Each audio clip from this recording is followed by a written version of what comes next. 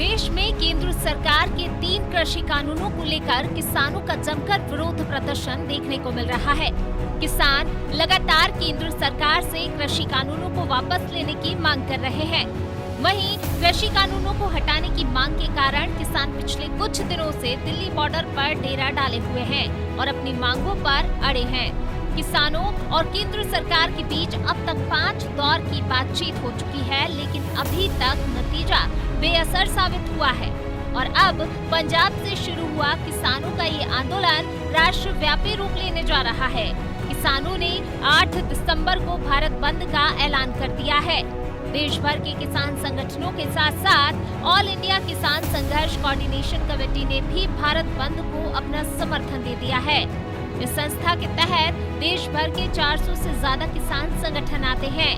यानी सरकार को यह साफ इशारा कर दिया गया है कि किसान आंदोलन राष्ट्रव्यापी होने जा रहा है और आने वाले दिनों में यह और बढ़ेगा ही। वहीं किसानों के इस भारत बंद को कांग्रेस, बसपा, सपा, आम आदमी पार्टी समेत कई राजनीतिक दलों ने भी समर्थन दे दिया है, जिसके चलते भारत बंद के असर का दायरा और बढ़ सकता है। वहीं किसान आंदोलन की आग मध्य प्रदेश तक पहुंच गई है। भोपाल में भी किसान प्रदर्शन कर रहे हैं।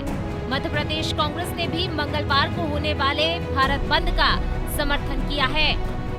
साथियों नमस्कार। जिस प्रकार आज हमारे देश का अन्नदाता सभी प्रदेशों, पंजाब हरियाणा के अलावा अन्य प्रदेशों से भी दिल्ली पहुंचकर आक्रोशित है और वो अपने परिजनों के साथ जिस प्रकार भरी ठंड में पिछले 10 दिनों से मोदी सरकार से अपनी जायज मांगों को लेकर सड़कों पर उतरा है। और मोदी सरकार की हठधर्मिता को देखिए कि किसानों की जायज मांगों को मानने की बजाय वो उनको विभिन्न तरीकों से प्रताड़ित कर रही है। विरोध स्वरूप, उसके फल स्वरूप आज किसान इस स्तर पर आ पहुंचाएगी। 8 दिसंबर को उसने भारत बंद का आह्वान किया है।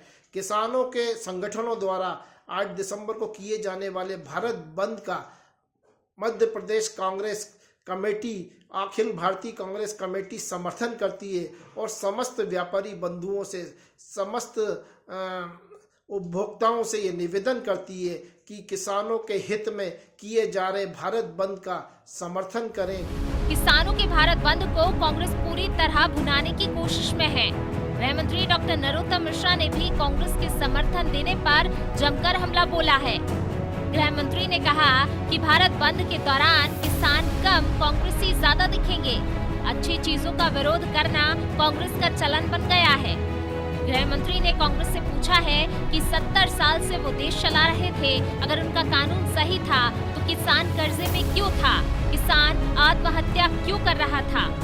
इस विधेयक पे भी कांग्रेस के लोग विरोध कर रहे हैं। मैं कांग्रेस के लोगों से पूछना चाहता हूं कि अगर ये कानून गलत है तो जो आप 60-70 साल से देश चला रहे थे और आपका कानून अच्छा था, तो आपका कानून अच्छा था तो किसान कर्जदार क्यों था, किसान आत्महत्या क्यों कर रहा था। पहली बार देश के अंदर मोदी जी ऐसा कानून लाए जिससे किसानों की जिंदगी बदल सकती है। अभी तक किसान कर्ज में पैदा होता था, कर्ज में जीता था, कर्ज में मर जाता था, विरासत में कर्जा अपने बच्चों के लिए छोड़ जाता था। उस स्थिति को बदलने की एक सार्थक कोशिश है जिसका ये विरोध हो रहा है। पूरे के पूरे वही लोग हैं जो सीएए के पीछे थे, वो यहाँ हैं। कल भी जब भारत बंद के आह्वान है, देखना किसान कितने और कांग्रेसी कितने आप गिनोगे। दिल्ली से किसानों ने भरी हुंकार अब मध्य प्रदेश में भी गूंजने लगी है, लेकिन ये किसानों की आवाज है या विपक्ष की कोई चाल? क्योंकि उपचुनाव से पहले और बाद में प्रदेश की शिवराज सरकार किसानों के हित में कई फैसले ले चुकी है। किसान कल्याण योजना के तहत पहली किस्त 2-2 हजार रुपए भी शिवराज सरकार किसानों के खाते में डाल चुकी है। उपचुनाव से पहले 5,77,000 किसानों के खाते में 2-2 हजार रुपए डाले गए थे और फिर उपचुनाव के बाद करीब 5 लाख किसानों के खाते में 2-2 हजार रुपए डाले गए। इतना ही नहीं, इसके अलावा प्रदेश की शिवराज सरकार किसानों के हितों में कई योजनाएं चला रही है, या यूं कहें कि प्रदेश के किसानों पर मेहरबानी की बारिश करती है। अब ऐसे में मध्य प्रदेश में किसानों के भारत बंद का कितना असर देखने को मिलता है, या फिर मंत्री नरोत्तम मिश्रा के अनुसार आंदोलन में सिर्फ कांग्रेसी ही ज्यादा दिखेंगे, ये वक्त के साथ पता चलेगा।